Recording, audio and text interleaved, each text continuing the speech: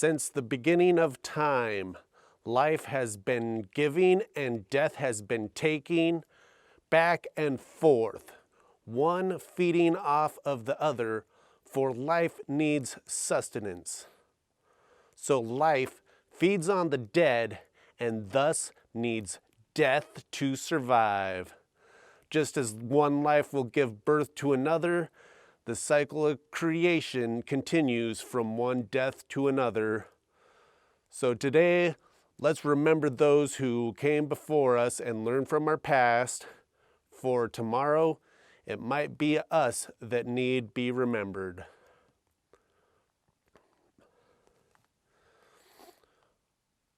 May 2nd, 2030, Death by Hanging. William de Burroughs was a marcher lord, which is a noble appointed by the King of England to guard the border between England and Wales. Well, one day William was captured by the Welsh forces of Prince Llewellyn the Great. He was eventually ransomed for 20,000 pounds, which was probably a shitload back in the day. William made an alliance with the prince and arranged to have his daughter marry the prince's son. Then shit went south when on Easter 2030, William was found in the prince's chamber banging the prince's wife, Joanne, the King of England's daughter. Well, that didn't go over very well with the prince when he heard the news. He was mad. He was so mad, in fact, that on May 2nd, 1230, he had William Burroughs publicly hung. What do you think? Is someone banging your wife a justifiable reason to have them hung? And is a piece of ass worth dying for, even if she is a princess? 1250, murder. Al-Muazzam Turan Shah. For the sake of my sanity, in this story I will call him Al. Al became a sultan of Egypt after his father passed away. It has been said that Al was unbalanced and low in intelligence. Ignoring his father's advice to honor and rely on the Bahari Mamluks, who were warrior slaves, instead Al appointed his own slaves to keep his positions, alienating the powerful Bahari. On one occasion, it is said that Al was chopping off the tops of candles, shouting, "This is how I will deal with the Bahari Mamluks." Well, eventually the Baharis had enough of his shit and decided to overthrow and kill his bitch ass. So on May 2nd, 1250, Al had a great banquet, and at the end of it, a group of Bahari soldiers rushed in and tried to kill Al, wounding his hand with a sword. Well, Al ran away to a tower, but the Bahari pursued him and set the tower on fire, so Al was forced out. Then he ran to the Nile River, trying to escape and hiding in the river. So the Bahari stood on the banks and shot arrows at him as he begged for his life. They were unable to kill him from the shore with the arrows, so eventually one of the Bahari waded out into the water and hacked the Sultan to death. After killing Al, the Bahari formed one of the most powerful and wealthiest empires of the time, lasting from the year 1250 to 1517. What do you think? Is hacking someone to death a good way to say, "Fuck you, I won't do what you tell me"? Or should have this been handled a little more civilized? 1519, stroke. Leonardo da Vinci was an inventor and painter among a shitload of other stuff. His painting of the Mona Lisa is the most famous and popular portrait ever made. The Last Supper is the most reproduced religious painting of all time. And his Vitruvian man drawing is regarded as a cultural icon as well. His painting Salvator Mundi was sold for a world record $450.3 million at an auction, the highest price ever paid for a work of art. Leonardo's studies in science and engineering are sometimes considered as impressive and innovative as his artwork. He dissected human corpses and made many detailed drawings of the human body, giving him a deep knowledge of anatomy. He was also known as an inventor and engineer, designing things from shoes to walk on water, flying machines, and war machines. On May 2nd, 1519, Leonardo died, possibly of a stroke. It is said that King Francis held Da Vinci as he died. Most likely we will never know. What we do know is that we all have our time to die and that death is an inevitability. What do you think? Is it better to die and be remembered for amazing things you have done with your life rather than being remembered for being hung for banging someone else's wife? 1972, heart attack. J. Edgar Hoover became the director of the Federal Bureau of Investigation in 1924. When he took over the Bureau, he fired all female agents and banned the future hiring of them. He frequently fired Bureau agents, singling out those he thought, quote, looked stupid like truck drivers, or he considered pinheads. Hoover was credited with overseeing several highly publicized captures or shootings of outlaws and bank robbers like John Dillinger, Machine Gun Kelly, and Alvin Karps. Hoover also purposely exaggerated the threat of communism to, quote, ensure financial and public support of the FBI. In 1956, Hoover made the program COINTELPRO, whose methods include illegal wiretaps, planting of forged documents, and spreading false rumors about key members of target organizations. But wait, the government would never lie to anyone, right? Right. Some say that COINTELPRO methods also included inciting violence and arranging murders. Hoover attained significant power by collecting files containing large amounts of compromising and potentially embarrassing information on powerful people, especially politicians. This was his way to keep the presidents from firing him. Richard Nixon was recorded in 1971 stating that one of the reasons he did not fire Hoover was that he was afraid of what dirt Hoover had on him. Presidents Harry Truman and John F. Kennedy considered dismissing Hoover as FBI director, but ultimately concluded that the political cost of doing so would be too great. Under Hoover's leadership, the FBI sent a blackmail letter to Martin Luther King Jr., urging him to kill himself in 1964. Also in 1964, Hoover personally intervened to prevent federal prosecutions against Ku Klux Klan members responsible for a terrorist bombing attack on a 16th Street Baptist church. Local investigators and the FBI had identified the perpetrators of the bombing, though the evidence was so strong that even a white Alabama jury would convict.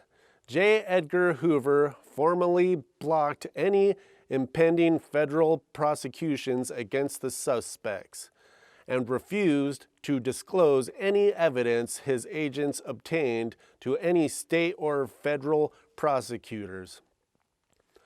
The FBI formally closed their investigations into the bombing without filing charges against any of their named suspects, and the files were sealed by order of Hoover on May 2nd, 1972. J. Edgar Hoover died of a heart attack, probably because he did not have one. What do you think? Was J. Edgar Hoover a hero or a zero? 1990, David Rapport was a 3'11" musician, a writer, a director, a teacher, and an actor. As a child, he learned to play the accordion and drums. David went to college studying psychology and drama. He graduated with a degree and developed his skills as a semi-professional drummer. He married his college girlfriend, Jane, and had a son, Joe. David decided to settle down to family life as a teacher. But his marriage broke down and he decided to follow a career as an actor. In 1979, David was with the Ken Campbell Roadshow and was introduced as not the smallest man in the world, but fucking close. He played Randall, the leader of a gang of dwarfs in the film Time Bandits in 1981. In 1985, he was in the movie The Bride as a circus dwarf who befriends Frankenstein's monster. From 1986 to 1987, David played the role of Simon McKay in the CBS television series The Wizard. He also made guest appearances on The Goodies, The Young Ones, and L.A. Law. David began filming for a role of Kivaz Fejo in the Star Trek The Next Generation episode, The Most Toys. When during filming, he attempted suicide. The scenes he had completed were discarded and a new guy was brought in. The scenes of him as Kivaz Fejo were later included on a Star Trek The Next Generation Season 3 Blu-ray disc. David was also the voice actor of Dr. Blight's computer, Mal, in Captain Planet and the Planeteers for his first 4 appearances. Then was replaced by Tim Curry when on May 2nd, 1990, David Rapport committed suicide, shooting himself in the chest at a park in California at 38 years old. 2011, assassination. Osama bin Laden was a founder of the pan-Islamic militant organization Al-Qaeda. He was most well known for his role in the 2001 September 11th attacks on the United States World Trade Centers, which resulted in the deaths of nearly 3,000 people, prompting the U.S. to initiate the War on Terror, and he became the subject of a decade-long manhunt. From 2001 to 2011, bin Laden was a major target of the United States, with a $25 million bounty on his head. Then in 2011, bin Laden was shot and killed by Navy SEALs during Operation Neptune Spear on the orders of U.S. President Barack Obama. 2013, liver failure. Jeff Hanneman was a legendary musician that was a founding member of thrash metal band Slayer. Jeff met Kerry King auditioning for a southern rock band called Ledger. The two started talking and playing Iron Maiden and Judas Priest songs together. Then Kerry King said, "Why don't we start our own band?" To which Jeff Hanneman replied, "Fuck yeah!" Jeff helped write lyrically and musically on every Slayer album up to 2013.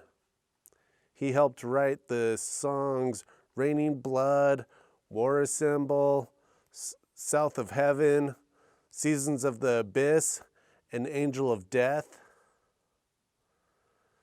Jeff Hanneman was a huge influence to many musicians. Jeff Walker of Carcass said that Hanneman's playing and riff writing and attitude has been a big impact on Carcass. Chavo Adagian declared that without Jeff Hanneman, there would be no System of a Down.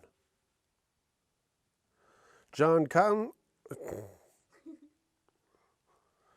Constantine of Terrorizer magazine noted, "Without Jeff Hanneman, Slayer certainly would not have created some of the most famous riffs in metal, which undoubtedly changed the whole genre."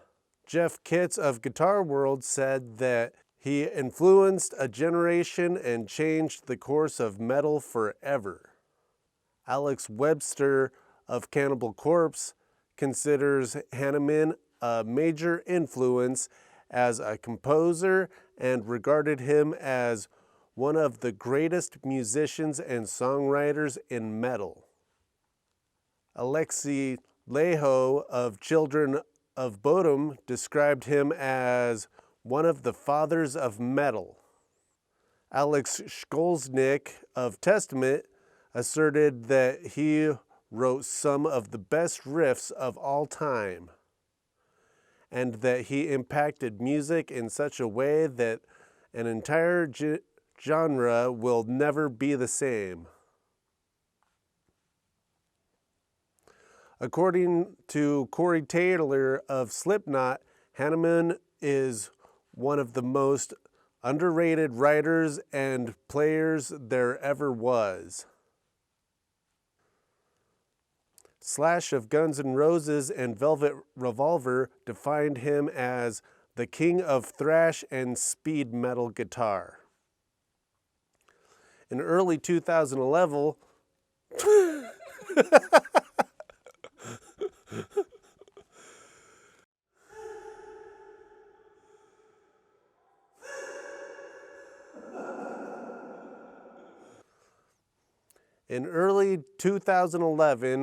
Hanneman was bit by a spider and contracted necrotizing fasciitis, a flesh-eating disease that required surgery to remove the diseased tissue to save his life and arm.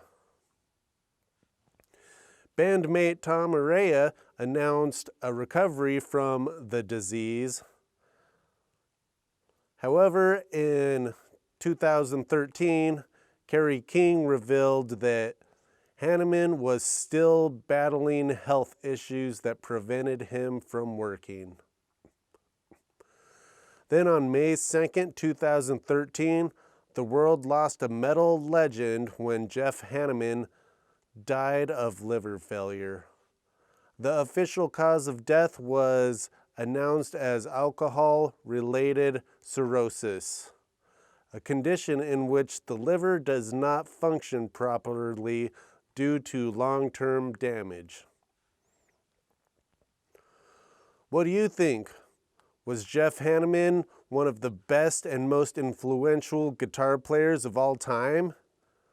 And what's some of your favorite Slayer songs? Let us know what you think in the comments below. With that being said, here's my a cappella of Death rendition of Slayer's Dead Skin Mask in memory of Jeff Hanneman.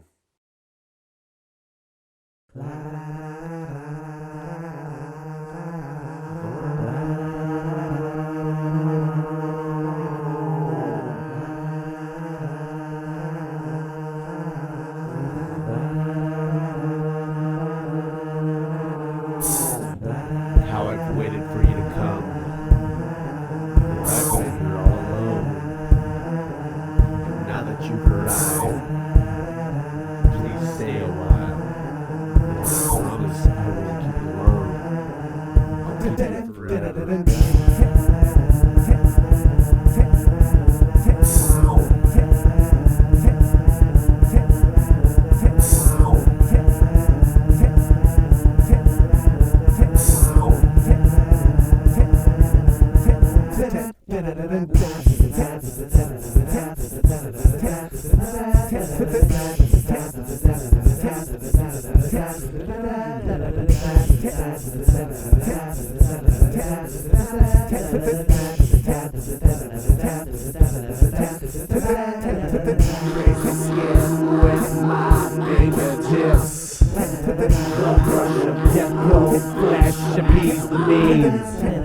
Provoking images, delicate features so smooth. Rough pleasant fragrance and the light of the moon. Dance to the dead in my dreams. Listen to the hollow screams. The dead have taken my soul. Sensations lost all control. Simple smiles elude psychotic eyes. Lose our mind control, rational declines. Yet the eyes enslave the creation. The placid faces of lifeless pageants.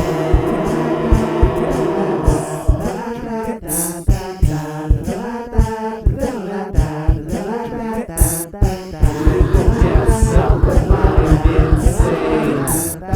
Fantasy and reality is all the same.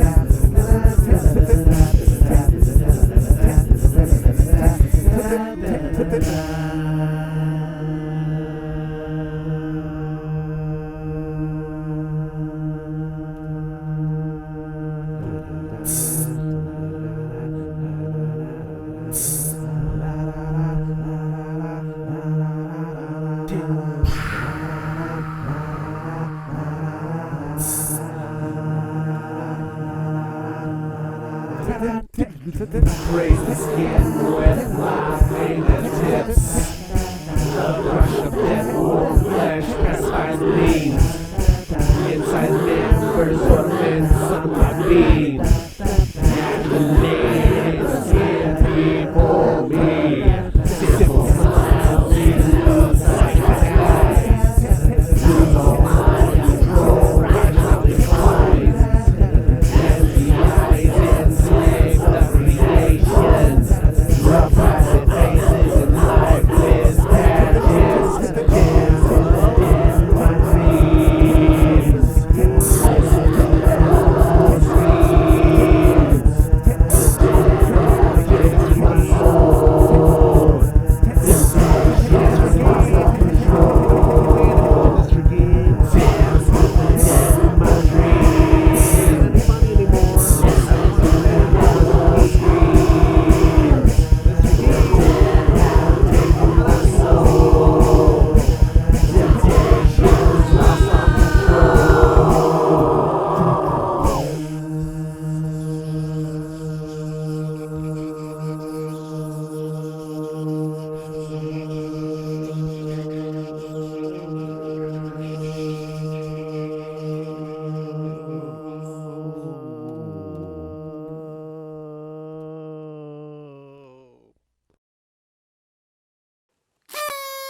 Happy birthday! Ted Samuel Frederick, American engineer, founder of Atari, Pong, born in San Francisco, California.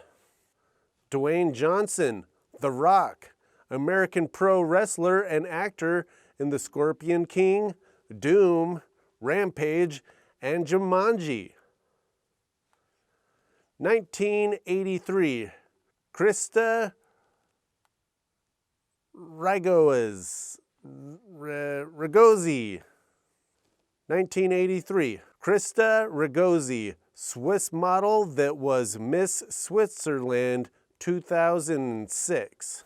1985, Lily Allen, English singer-songwriter, It's Not Me, It's You, and TV personality in Lily Ann and Friends, born in London.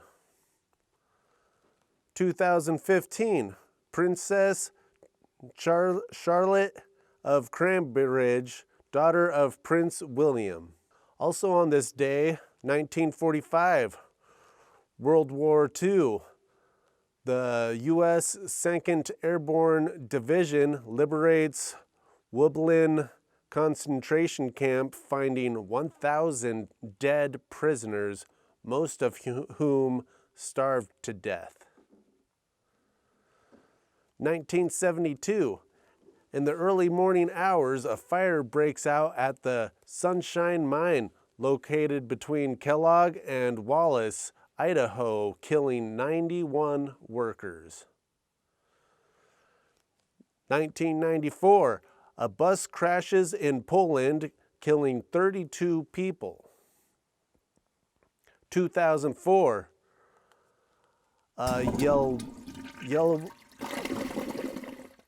2004, the Yelwa massacre concludes. It begins on the 4th of February 2004 when armed Muslims kill 78 Christians at Yelwa. In response, about 630 Muslims were killed by Christians on May 2nd. 2008, Cyclone Nargis makes landfall in Miriam, killing over 130,000 people and leaving millions of people homeless. 2012, a pastel version of the Scream by Norwegian painter Edvard Munch sells for $120 million in New York City.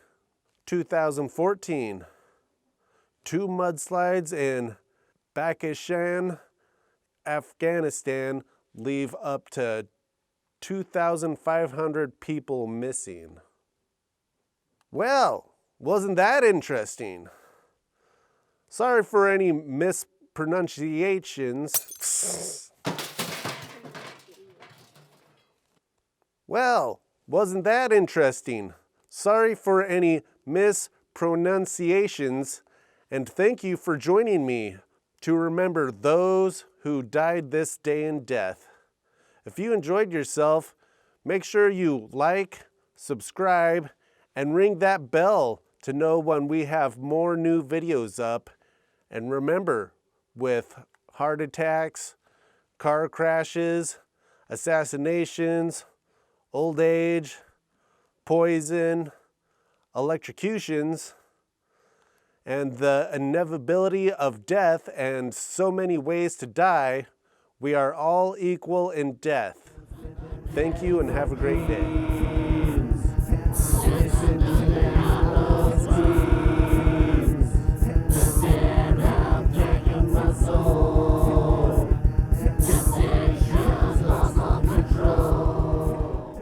Vitruvian.